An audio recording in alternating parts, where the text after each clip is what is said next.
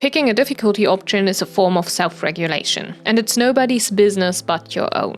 We currently live in an internet culture where everyone tries to set themselves apart from others, and our attention span gets noticeably shorter.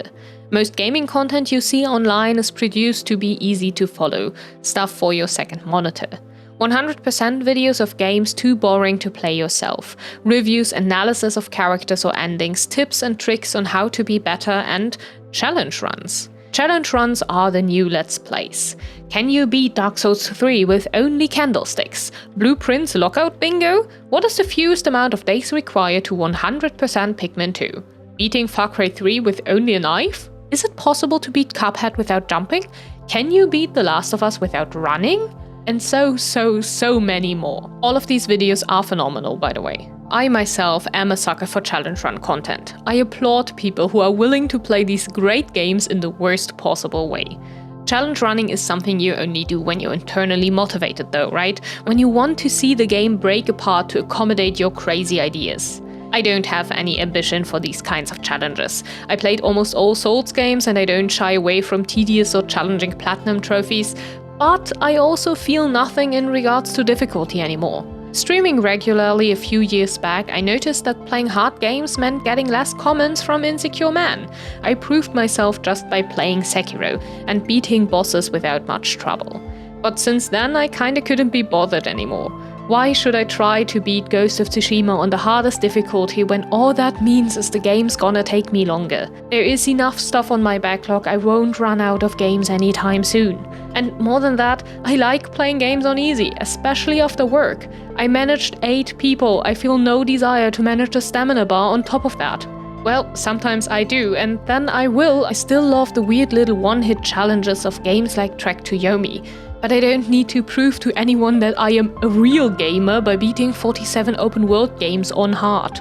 Difficulty shouldn't ever be something we pick to impress others, but to find an experience that feels good to us. Well, unless you want to impress others, you do you, but maybe have a healthy alternative on the side.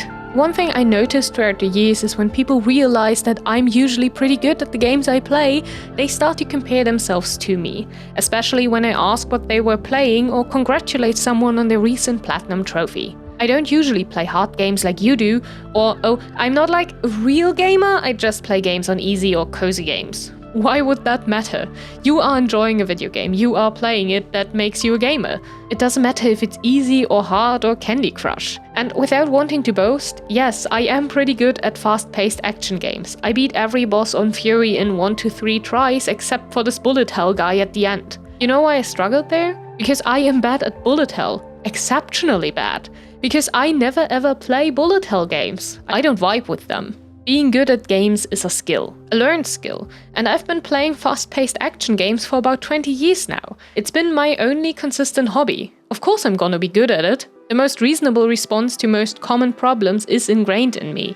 Something in me just knows things by now. But I can't do racing games. Strategy is a battle of wills, not of resources, and everything physics-based a nightmare. Heck, I am bad at card games because I am too lazy to think further than big number means big damage. I don't build synergies, I bonk the enemy until he is dead. Someone told me that I am all set up for the Furier difficulty and the S ranks with how I naturally take to the game. And that makes me proud. But at the same time, I currently feel no desire to play the game to that extent.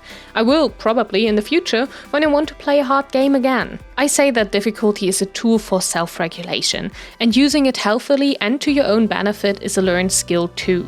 Pick the game that makes you happy, not the one that promises the most street cred. If you want to start on hard, do it. If you want to change the difficulty temporarily or permanently, do it. Getting challenged by a game and its unique restrictions can be a lot of fun, but if that's not fun to you, don't. Go watch someone else die repeatedly to answer a question only they ever asked themselves. It doesn't make you any less of a gamer. Until then, I am Beaker, and we did a lot of things today.